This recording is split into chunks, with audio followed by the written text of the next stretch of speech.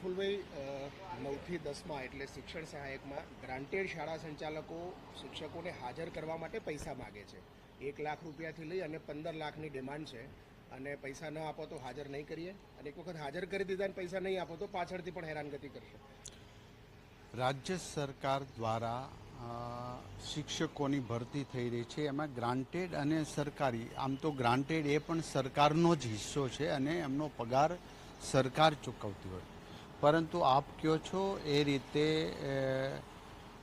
કોઈક મંડળવાળા, ટ્રસ્ટવાળા આવા શિક્ષકોને હાજર કરવા માટે જો આર્થિક આવી કોઈ પણ રકમ કે સ્વાર્થ માટે માંગતા હોય તો એ તદ્દન ખોટું છે। એમના પર અમારી પાસે જો કોઈ કમ્પ્લેન કરશે તો એમના પર એક્શન લેવામાં આવશે।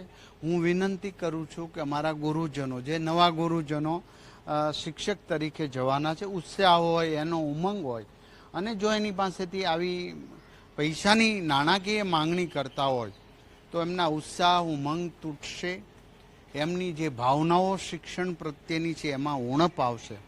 માટે એક પણ શિક્ષક યાની કે ગુરુજનોને હું વિનંતી કરું છું, તમારી પાસે આવી કોઈ પણ બાબતની માંગણી કરનાર કોઈ ટ્રસ્ટ કે મંડળ હોય તો ડાયરેક્ટ અમારો સંપર્ક કરજો, એક પણને બક્ષવામાં આવશે નહીં।